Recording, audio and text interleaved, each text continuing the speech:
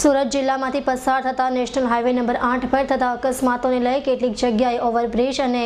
અંડરબ્રિજની માંગ સાથે સુરત જિલ્લા ભાજપ દ્વારા રસ્તા રોકો આંદોલન કરાયું હતું, જેને પગલે પોલીસે 20થી વધુ મહિલા સહિત 50 ભાજપીઓની અટકાયત કરી હતી।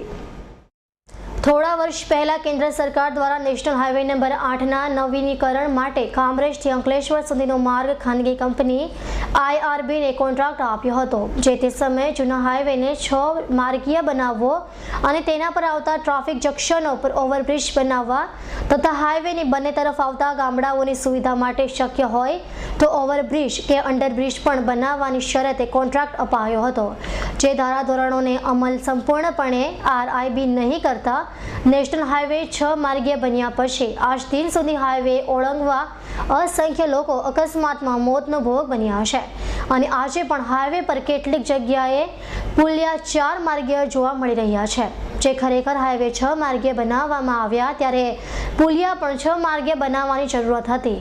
જે કામ કંપની દ્વારા ન કરાતા કેન્દ્ર સરકાર અને રોડ બનાવતી કંપનીની મિલીભગતના વિરોધમાં સુરત જિલ્લા ભાજપ દ્વારા કામરેજના ઉંભેળ ગામ ખાતે હાઈવે પર દોડતા હજારો વાહનોના પૈડા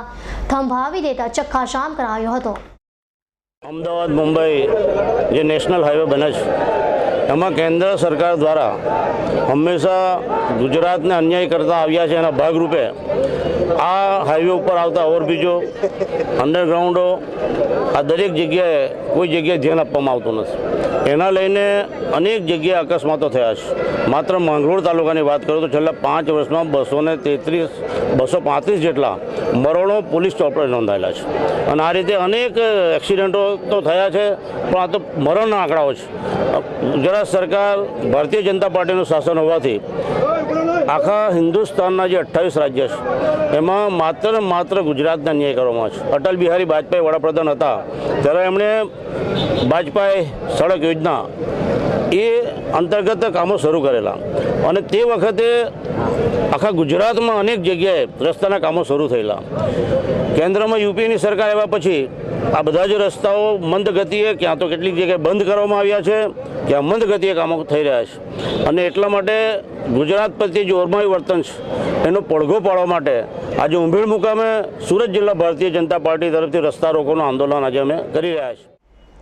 ભાજપ દ્વારા કરાયેલા ચક્કાજામને કારણે નેશનલ હાઈવે પર દોડતા હજારો વાહનોના પૈડા થંભી ગયા હતા। જોકે આ ચક્કાજામની જાણ પોલીસને હોય ઘટના સ્થળ પર હાજર પોલીસે ચક્કાજામ કરી રહેલા 50 જેટલા ભાજપના અગ્રણી નેતાઓ તેમજ મહિલા કાર્યકરોની અટક કરી વાહન વ્યવહાર ઠપ થાય તે પહેલા વાહનો દોડતા કરી દીધા હતા। આજ રોજ ભાજપ પક્ષ દ્વારા કડોદરાથી કામરેજ વચ્ચેનો રસ્તો 6 લેનનો બનાવી અને ઉભેળ ખાતે ઓવરબ્રિજ બનાવવા અંગે રજૂઆત કરવા માટે ઉભેળ ખાતે એક જાહેર સભાનું આયોજન કરવામાં આવેલ હતું। જાહેર સભા બાદ તેમણે રસ્તા રોકવાનો પ્રયત્ન કરતા પોલીસે બોમ્બે પોલીસ એક્ટ 68 હેઠળ રસ્તા રોકોમાં ભાગ લેનાર માણસોની અટકાયત કરેલ છે। નજીકના સમયમાં આવી રહેલી લોકસભાની ચૂંટણીના ભણકારા કામરેજ તાલુકાના ઉંભેળ ગામે 6 માર્ગીય હાઈવે પર સુવિધાના પ્રશ્ને અચાનક કુંભકર્ણની નિંદ્રામાંથી જાગેલ સુરત જિલ્લા ભાજપ દ્વારા રસ્તા રોકો આંદોલન છેડાયું હોય તેમ લાગી રહ્યું છે